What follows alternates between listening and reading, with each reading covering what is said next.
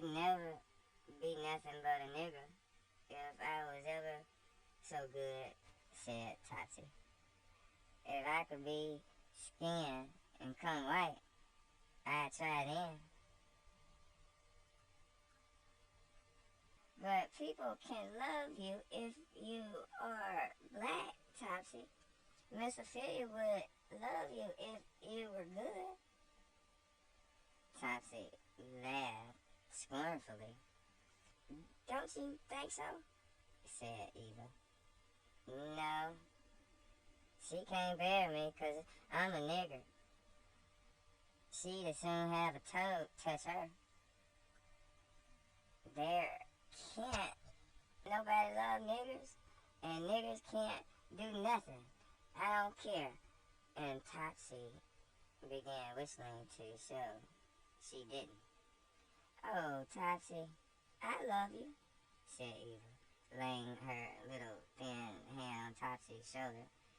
I love you because you haven't had any mother or father or friends, because you have been a poor, ill-used child.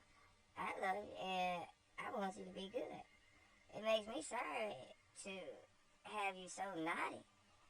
I wish you would try to be good for my sake, because I'm going to die soon. I shan't be here very long. Topsy's round, bright eyes grew suddenly dim with tears. She did believe at last that it was possible for someone to love her. She laid her head down between her knees and wept and sobbed. Poor Topsy, said Eva gently. Oh, Miss Eva, dear Miss Eva, cried the poor little black child. I will try. I never did care nothing about it before.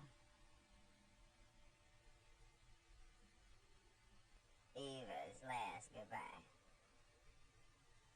It soon became quite plain to everybody that Eva was very ill indeed. She never ran about and played now, but spent most of the day lying on the sofa in her own pretty room.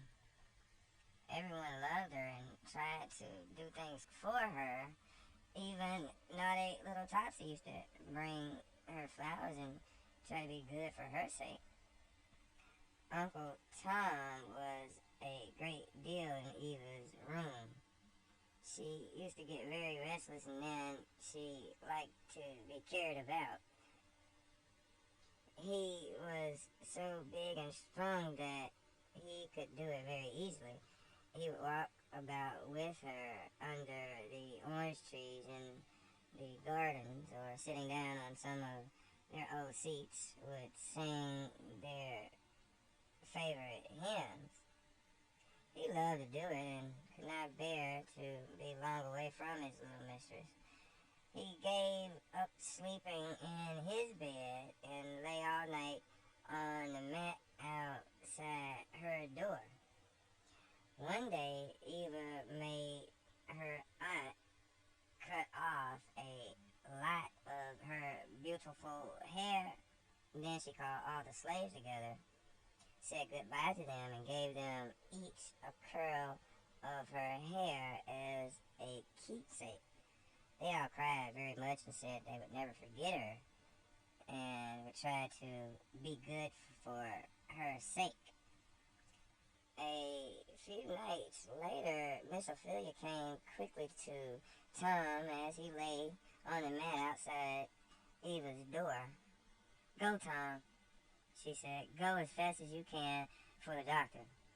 Tom ran, but in the morning, little Eva lay on her bed, cold and white, with closed eyes and folded hands. She had gone to God. Mr. St. Clair was very, very unhappy for a long time after Eva died. He had loved her so much that now life seemed quite empty without her.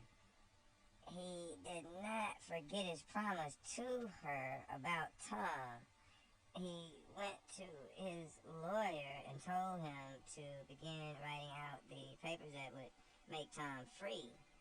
It took some time to make a slave free. "Well, Tom," said Mr. St. Clair, the day after he had spoken to his lawyer, "I'm going to make a free man of you, so you have your trunk packed and get ready to set out for home." Joy shone in Uncle Tom's face. "Bless the Lord," he said, raising his hands to heaven. Mr. St. Clair felt rather hurt. He did not like Tom to be so glad to leave him. "You haven't had such a very bad time here that you need be in such rapture, Tom," he said. No, master, 'tain't that. It's been a free man. That's what I'm joined for." "Why, Tom, don't you think that you are really better off as you are?"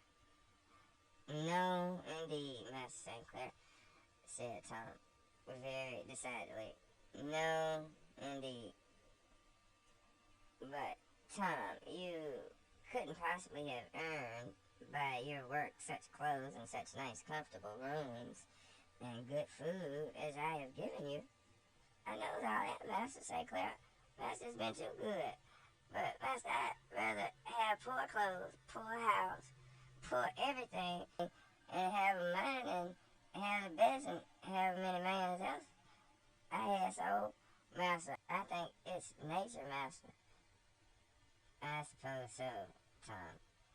You will be going off and leaving me in a month or two," he said rather discontentedly.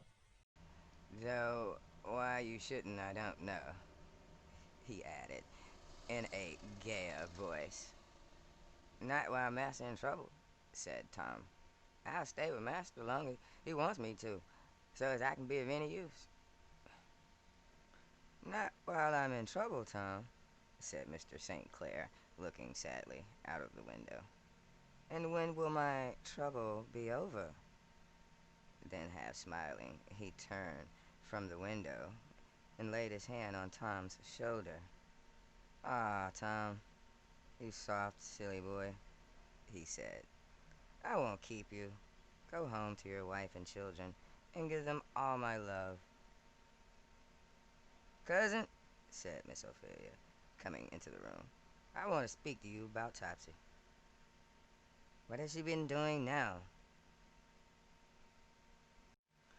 "Nothing. She is a much better girl now than she used to be.